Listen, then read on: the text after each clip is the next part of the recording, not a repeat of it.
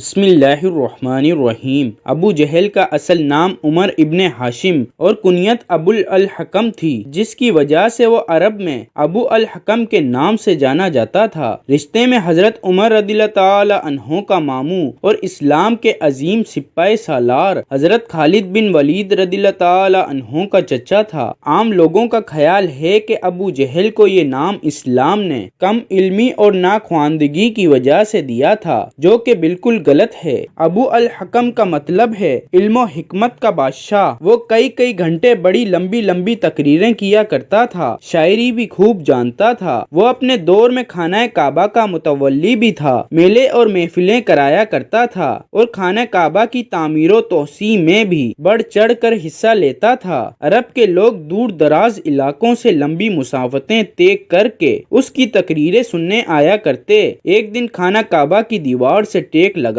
کر بیٹھا تھا کہ ایک سیدھے سادے دیہاتی کا وہاں سے گزر ہوا، جس نے کہا کہ صاحب اگر اجازت ہو تو ایک بات پوچھوں، مگر آپ وعدہ کریں کہ سچ بولیں گے اور میرے سوال کے جواب میں کوئی ڈنڈی نہیں ماریں گے۔ جواب میں ابو جہل نے دیہاتی سے کہا کہ پاگل ہو گئے ہو، دیکھتے نہیں میں کتنی پاک اور معتبر جگہ بیٹھا ہوں، اس جگہ بھلا کوئی جھوٹ بول سکتا ہے؟ پوچھا کیا پوچھتے ہو؟ دیہاتی نے کہا اے ابو الحکم، محمد بن عبداللہ صلی اللہ علیہ وآلہ وسلم کے بارے میں آپ کا کیا خیال ہے؟ دیہاتی کی زبان سے یہ غیر متوقع سوال سن کر ابو جہل تلملا اٹھا اور اس سے کہنے لگا او ظالم، اس پاک جگہ پر تم کو یہ سوال نہیں پوچھنا چاہیے تھا۔ جس کے جواب میں دیہاتی نے کہا کہ میں نے اسی لیے اس جگہ کا انتخاب کیا ہے کہ یہاں کوئی جھوٹ بولنے کی جسارت نہیں کر سکتا۔ حیرانگی اور پریشانی کے آثار اس کے چہرے پر عیاں ہو گئے اور بھرائی ہوئی آواز کے ساتھ دیہاتی سے کہا سن،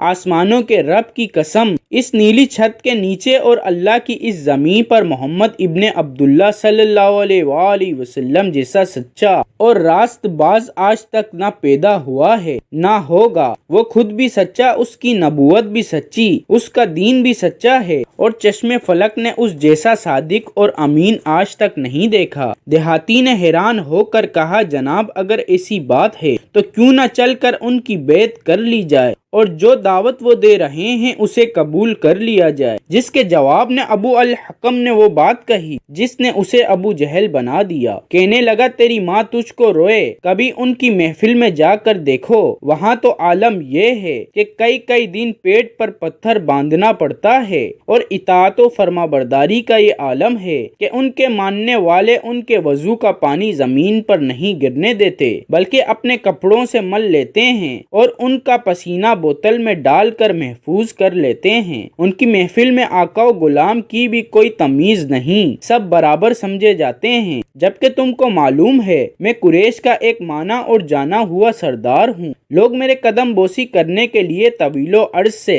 میرے آستانے پر حاضری دیتے ہیں، اپنا مال و متاع نذرانے کے طور پر پیش کرتے ہیں اور کوئی غلام میرے سامنے بیٹھنے کی جرات نہیں کرتا۔ تمہارا کیا خیال ہے میں یہ جاہو چشمت، یہ شان و شوکت قربان کر کے ان کے قدموں میں جا بیٹھوں؟ یہ وہ جواب تھا جو ابو جہل کے اس مائنڈ سیٹ کی عکاسی کرتا ہے جسے اسلام جہالت کا نام دیتا ہے کہ دوسرے کی بات کو سننے سے ہی یکسر انکار کر دینا چاہے، اس کا دعویٰ اور دلیل کتنے ہی وزن دار اور حقیقت پسندانہ کیوں نہ ہو۔ عمر ابن ہاشم کو ابو جہل یوں ہی نہیں کہا گیا، بلکہ ایک بار تو ایسا بھی ہوا، بڑی تیز بارش اور آندھی و طوفان تھا، ابو جہل کے دروازے پر دستک ہوئی تو اس نے اپنی بیوی سے کہا کہ اتنے خراب موسم میں میرے دروازے تک آنے والا جو بھی سوال کرے گا مجھے لات اور عزا کی قسم میں انکار نہیں کروں گا۔ جب دروازے پر پہنچا تو دیکھا کہ کائنات انسانی کا سب سے شریف اور سچا انسان، جس کی چوکھٹ پر فرشتے بھی ادب سے حاضر ہوتے ہیں، اپنے 14ویں کے چاند سے زیادہ خوبصورت، چہرے پر دل موہ لینے والی مسکراہٹ کے ساتھ اللہ تبارک و تعالی کی وحدانیت اور کبریائی کا عالم لیے کھڑا ہے اور اپنے معصوم لبوں سے دلیل اور منطق کے انمول موتی بکھیر رہا ہے۔ مگر ابن ہاشم کی جہالت اور بدبختی کی انتہا دیکھیے، اس نے امام الانبیاء نبی رحمت صلی اللہ علیہ وآلہ وسلم کی بات کو، جس کی قسم رب کائنات اپنی لاریب کتاب میں کھا رہا ہے، سننے سے ہی انکار انکار کر دیا اور اپنے غفلت کے پردے سے ڈھکے کانوں میں ناپاک انگلیاں ڈال لی، اور بیوی نے جب اسے اس کی قسم یاد دلائی تو اس کے جواب میں بھی اس نے وہی بات دہرائی کہ میں کسی کو اپنے سے بہتر نہیں مان سکتا، آخر مجھ میں کمی کیا ہے۔ یہ مفہوم ہے جہالت کا کہ دوسرے کی بات کو سننے سے ہی انکار کر دینا اور اپنی ہر بات کو سچ تصور کر لینا، اور اگر کوئی دلیل مانگنے کی غلطی کر بیٹھے تو تشدد اور جبر پر اتر آنا۔ یہ رویہ عدم برداشت اور غصے کو جنم دیتا ہے جو جہالت کا اصل مفہوم ہے۔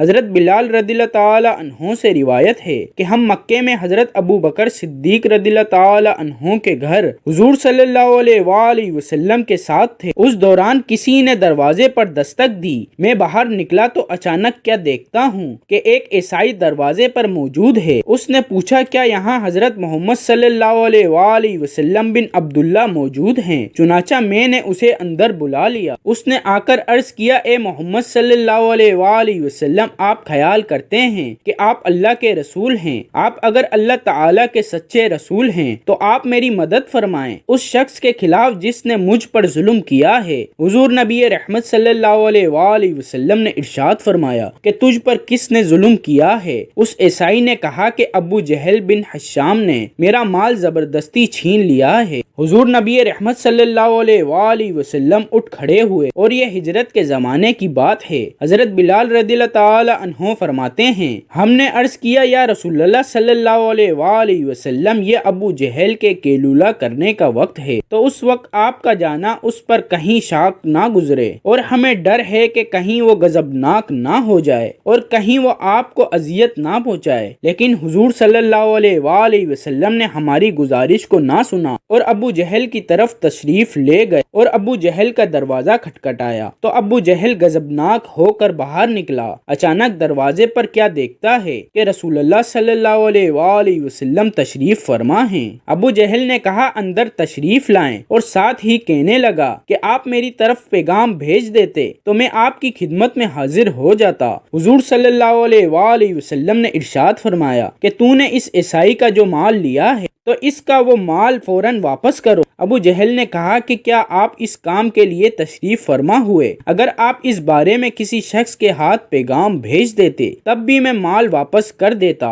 حضور صلی اللہ علیہ وآلہ وسلم نے فرمایا بات کو طویل نہ کرو اور تم اس عیسائی کا مال اس کو واپس کرو۔ ابو جہل نے اپنے غلام سے کہا کہ اس عیسائی کا جتنا مال تو نے لیا ہے جلدی سے اس کو نکال کر اس کے حوالے کر۔ حضور نبی رحمت صلی اللہ علیہ وآلہ وسلم نے ارشاد فرمایا کہ اے شخص کیا تیرا مال تجھ کو مل گیا ہے؟ عیسائی نے کہا ہاں، سوائے ایک کھجور کے پتیوں کی بنی ہوئی ٹوکری کے۔ حضور صلی اللہ علیہ وآلہ وسلم نے ابو جہل سے کہا کہ وہ ٹوکری جلدی سے نکالو۔ چنانچہ ابو جہل نے اسے اپنے گھر کے اندر تلاش کیا لیکن وہ ٹوکری نہ ملی۔ آخر کار ابو جہل نے اس ٹوکری کے بدلے میں اس سے بہتر ایک اور ٹوکری دی۔ ابو جہل کی بیوی نے ابو جہل سے کہا کہ باخدا تو نے انتہائی ذلت اور عاجزی کے ساتھ ابو طالب کے یتیم کی خاطرداری کی ہے۔ ابو جہل نے اپنی بیوی سے کہا کہ جو کچھ میں نے دیکھا ہے اگر تو دیکھ لیتی تو ایسی بات نہ کرتی۔ اس نے کہا کہ تو نے کیا دیکھا ہے؟ ابو جہل نے کہا کہ میری قوت کے باوجود جو کچھ ہوا تو اس پر مجھے رسوا نہ کر۔ کہنے لگا کہ میں نے ان کے دونوں کندھوں پر دو شیر بیٹھے ہوئے دیکھے۔